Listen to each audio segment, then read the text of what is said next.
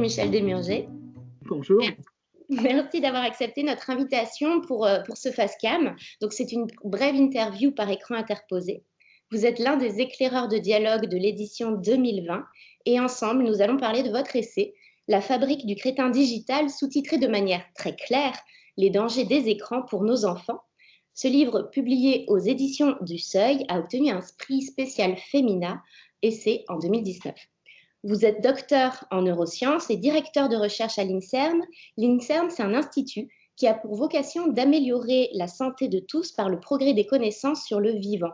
Et le vivant que vous explorez aujourd'hui dans votre livre, il a entre 0 et 16 ans, ce sont les enfants, et vous nous offrez une démonstration implacable des dangers des écrans sur ces cerveaux en puissance. Donc vous posez le constat d'une consommation extravagante des écrans par les plus jeunes. Posons dès le départ le fait que vous ne critiquez pas tout le numérique, vous pointez du doigt l'usage récréatif que l'on peut en faire. Donc pouvez-vous nous faire un point éclairé sur la consommation des écrans par les plus jeunes, combien de temps par jour et à quelle fin? Oui, alors j'insiste d'abord parce que je suis content que vous me tendiez la perche. C'est pas un truc technophobe, il ne s'agit pas, parce qu'on a tellement caricaturé l'idée en disant c'est technophobe, le gars il veut revenir à la charrue à bras et puis à la roue pascaline et au télégraphe filaire.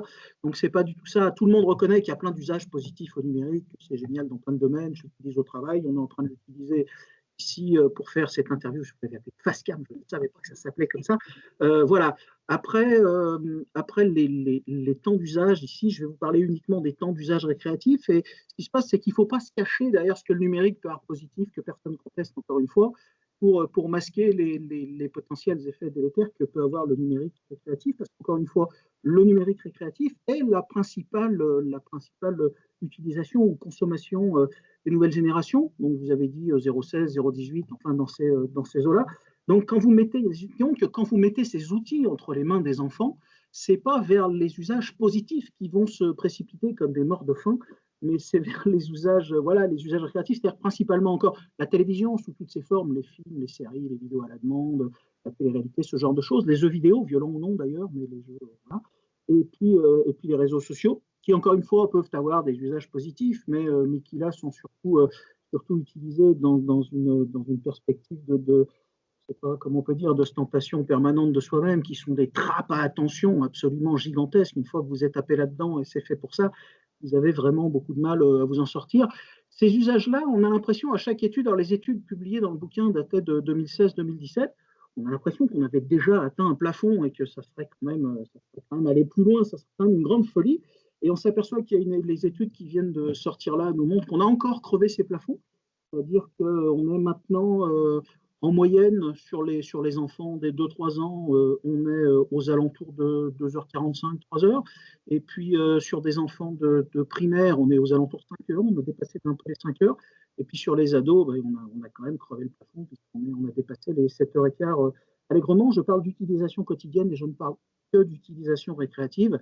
Et si on rajoute à ça les données du confinement, alors c'est pas hyper précis, il y a pas d'études, mais en tout cas, tout ce qu'on a sur ces utilisations récréatives montre une augmentation entre 25 et 50%. C'est-à-dire sur les gamins, on se situe dans des fourchettes qui sont entre 4 et 10 heures par jour. C'est-à-dire que c'est plus de la consommation, c'est du gavage.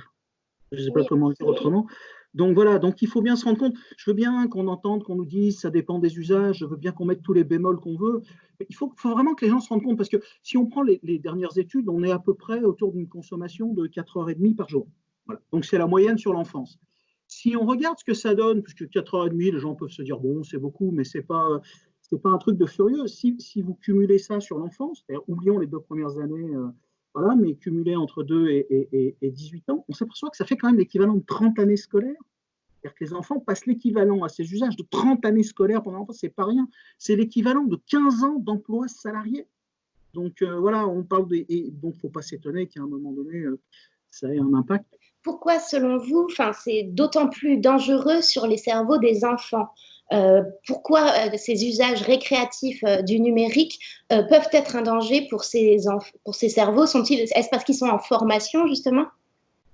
Oui, alors c'est un peu, on peut prendre une image, c'est-à-dire que si vous avez une maison qui est en construction avec tous ces échafaudages qui n'est pas vraiment fini, faites passer une tempête dessus et ça va mal se passer pour la maison. Si vous prenez la même maison finie, stabilisée, cristallisée, avec son toit, ses charpentes et tout, elle ne va pas bouger beaucoup. Donc ça ne veut pas dire qu'il n'y a pas d'impact sur les adultes. Et ça veut dire que ça a des impacts extrêmement importants sur les enfants, beaucoup plus importants sur les enfants, parce que leur cerveau, effectivement, il n'est pas cristallisé, il est en formation, il est extrêmement plastique, il est en train de se mettre en place, et ça touche justement un certain nombre de piliers essentiels du développement des enfants. Ça prend du temps sur d'autres activités qui sont beaucoup plus... je ne sais pas s'il y a des hiérarchies à faire entre les pratiques culturelles, sans doute pas, et là n'est pas le point, mais par contre, ce qu'on peut dire sans se tromper, c'est que du point de vue neuroscientifique, il y a quand même des pratiques structure et qui participent du développement cérébral de façon plus active que d'autres. Donc peut-être que toutes les pratiques culturelles se valent, mais en tout cas de leur point de vue, de leur potentiel de construction cérébrale, voilà, c'est pas vrai. Et donc les écrans et ces écrans récréatifs, encore une fois, c'est des outils de divertissement, personne ne le discute. Cela étant dit, donc ça prend du temps sur d'autres activités beaucoup plus structurantes.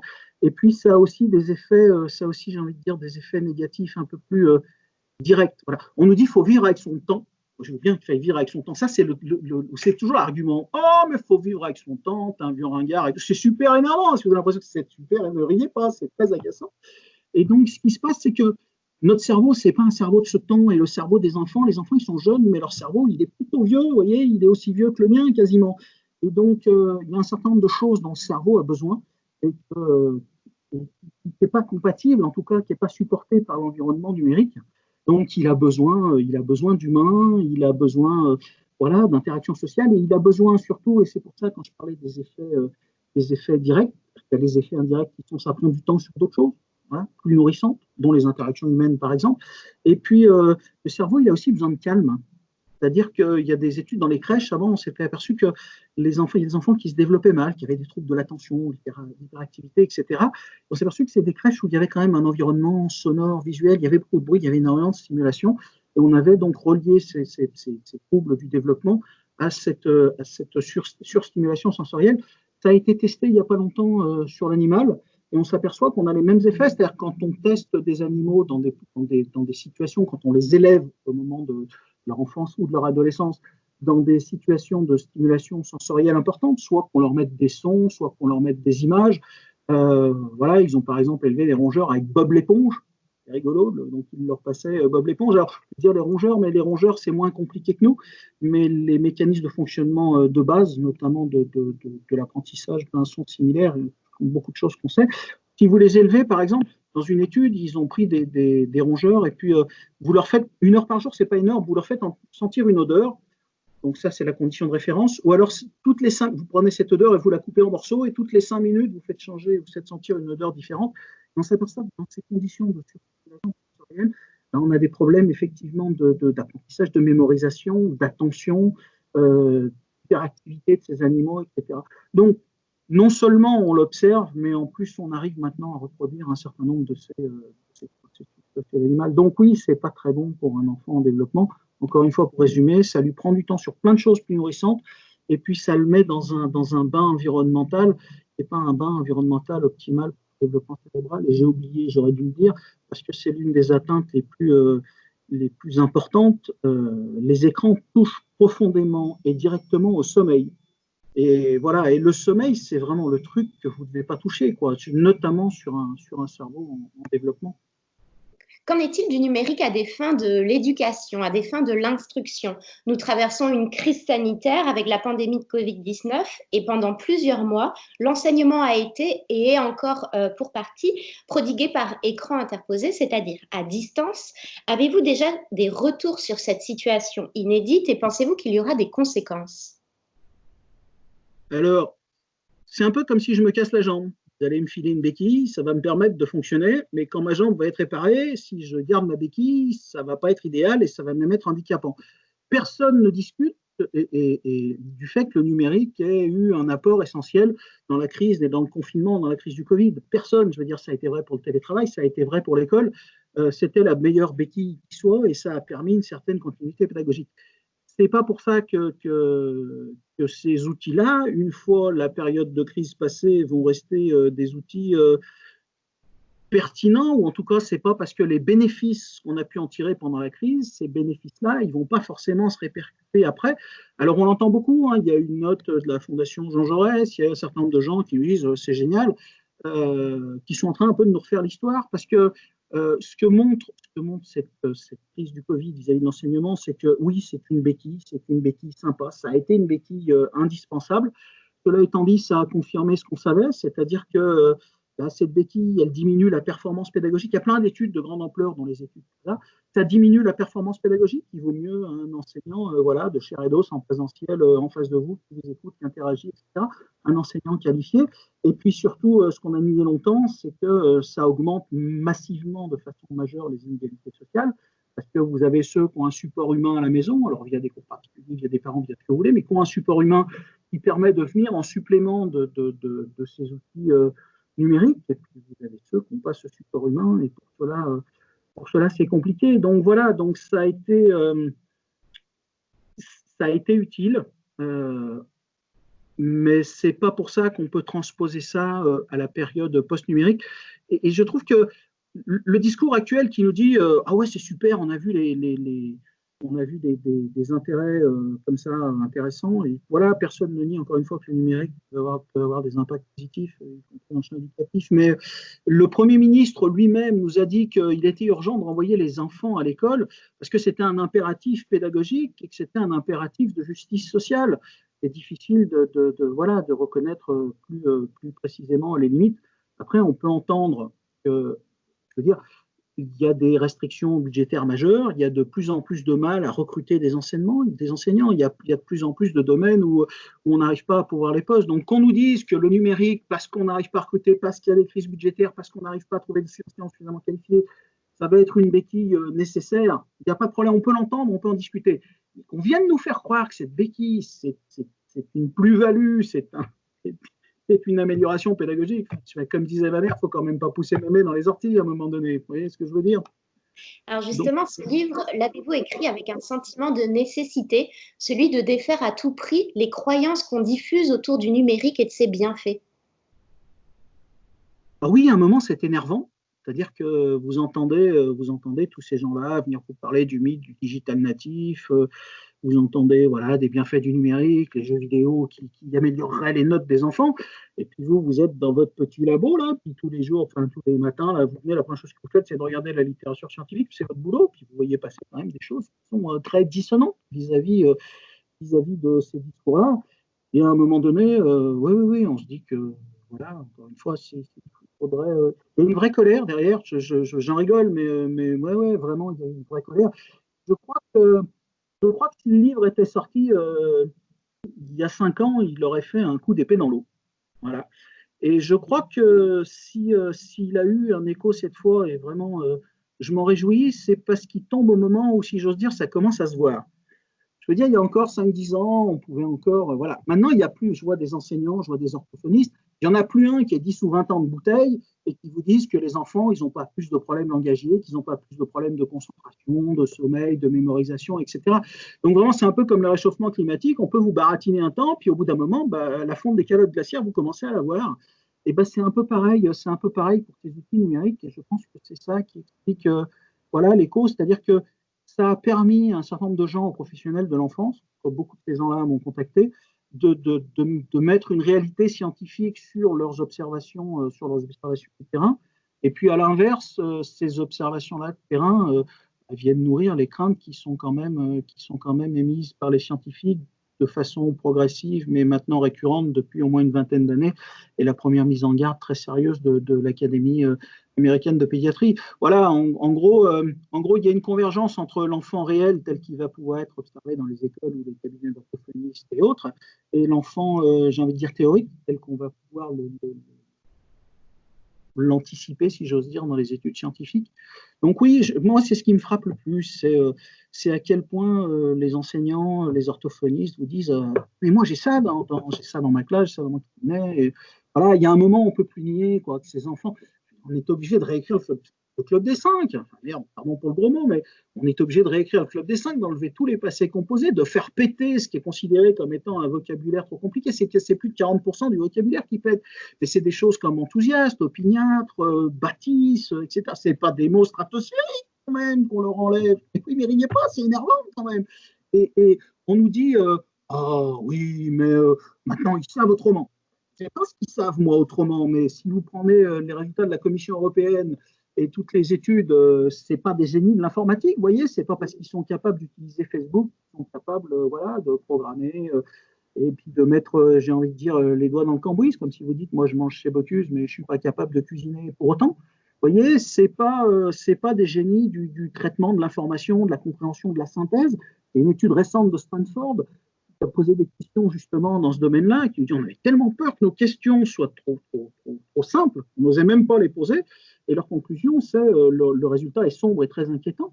Et le niveau voilà, de compréhension, de traitement de l'information, notamment de l'information trouvée sur Internet, pose un problème pour la démocratie. Voilà, et on va toucher au cœur de ce qui fait notre humanité, notre intelligence même. On va toucher le langage, on va toucher la concentration, on va toucher la mémorisation, on va toucher à l'ensemble des piliers qui constituent le cœur intime de l'intelligence humaine. Il y a une étude, je la trouve tellement représentative et tellement terrifiante, une étude de la Commission européenne qui est sortie il n'y a pas longtemps là, dans l'OCDE, nous expliquant que voilà, nos enfants, on en dit du mal, on dit qu'il y a des problèmes, enfin ce que je viens de vous dire, etc. Qui sont super doués pour gérer les problèmes concrets. Les mots de l'analyste en France, c'était « nos enfants peuvent nous surprendre, ils sont extrêmement brillants pour passer du concret vers l'abstrait, pour gérer les situations. » Enfin, bref, on a l'impression que c'est vraiment un truc super et qu'effectivement, ils savent différemment. Et là, vous allez voir l'étude, et l'étude, elle est juste terrifiante, c'est vraiment le mot. Donc, les tâches qui ont été testées, je ne plaisante pas, les références sont dans le bouquin, c'est est-ce qu'ils sont capables de régler un lecteur MP3 ? Est-ce qu'ils sont capables de régler un bouton de climatisation quand ils rentrent? Est-ce qu'ils sont capables d'acheter un billet de train au meilleur prix sur une borne Internet ou de gérer un plan de table d'anniversaire quand il ne faut pas mettre de gens qui ne s'aiment pas à côté? La réponse est oui. Et donc, de cela, on vient nous faire un pas de pièce en nous expliquant qu'ils sont brillants. Et moi, ce qui me frappe, c'est que ces capacités-là, ça me fait penser aux gamins des meilleurs des mondes. C'est-à-dire qu'on a des pouces-boutons qui sont un peu éduqués, qui ont le minimum de compétences pour pousser des boutons, pour fonctionner. Les gamins, c'est des pouces-boutons, voilà, pas trop éduqués, etc. Et puis, qu'on peu de moyens et d'outils de langage, d'outils de pensée, de pensée de monde. Voilà, surtout qu'ils sont des consommateurs efficaces. Et cette étude de l'Union européenne, je trouve ça vraiment nous décrit voilà, un monde de gamins. Et ça correspond à ce que m'a dit un homme politique. Je ne sais pas s'il rigolait ou je ne sais pas. En m'expliquant que voilà qu'il y avait énormément de gisements d'emplois d'avenir qui étaient des emplois dits qualifiés, donc dans l'aide à la personne, etc. On supposait des qualifiés pour ces gens-là, et que donc il ne fallait pas quand même une proportion trop importante de gens très éduqués, intelligents, parce que sinon, m'a-t-il dit qu'il va flipper les hamburgers au McDonald's, et je trouve cette conception voilà, tellement terrifiante et farfelue que oui, ça m'agace beaucoup, et je ne voudrais pas que nos gamins... voilà, les gamins, ils ont besoin de mots, de langage, de culture, d'ancrage, ils ont besoin de tout un tas de choses, voilà, qui sachent, je veux dire, acheter un billet de train sur une borne Internet, c'est bon, quoi. Ma grand-mère, elle a 15 ans, elle a vu 2 bornes dans sa vie, elle est capable de le faire, quoi. Voilà, mais il ne faut pas... Votre livre cherche-t-il finalement un plaidoyer pour plus d'interactions réelles? Vous le dites, elles sont nécessaires pour la croissance, la bonne croissance d'un enfant, pour plus d'interactions réelles qui finalement permettent de considérer toute la richesse du monde tel qu'il est. Je crois qu'il faut donner à l'enfant de quoi nourrir son cerveau. Et oui, on peut voir ça comme un double plaidoyer, notamment au début, mais après aussi. Il faut vraiment, rien ne remplace les interactions humaines au niveau de la transmission, au niveau de l'enseignement, au niveau du développement. Et si vous touchez, voilà, alors c'est vrai, mais reprenez les vieilles études de Harlow, les vieilles études sur l'hospitalisme. Vous pouvez donner tout ce dont il a besoin à l'enfant en termes sanitaires, si vous ne donnez pas le toucher, si vous ne donnez pas le sourire, si vous ne donnez pas une présence humaine, là, le développement ne se passe pas très bien. Voilà. Après, non seulement il a besoin de ça, mais il a besoin d'un certain nombre d'activités qui vont permettre l'ancrage et son développement cérébral. Il a besoin de sommeil, il a besoin d'activité physique. Ça, c'est une chose qu'on est en train de découvrir. On savait que l'activité physique, c'était très bon pour le développement corporel, le développement cardiovasculaire. On commence à comprendre, en tout cas à observer, à comprendre encore pas tout à fait. C'est aussi fondamental pour la maturation cérébrale. Voilà, le cerveau, il a besoin que le corps bouge. Voilà, il a besoin de rêver, il a besoin d'ennui, il a besoin de libre. On nous dit toujours, ouais, mais les conneries qu'on sort sur les écrans, on les a entendues sur rock'n'roll, et on les a entendues au moment du livre, tout ça. Je peux vous citer plein d'études scientifiques effectives qui montrent que les écrans ont des effets négatifs. Je ne peux pas vous citer d'études qui montrent que le rock'n'roll ou le train ou la lecture a des effets négatifs, donc on a le droit, ou le micro-ondes. Donc on a le droit de penser au début et de se dire, tiens, peut-être que ça va avoir des effets délétères.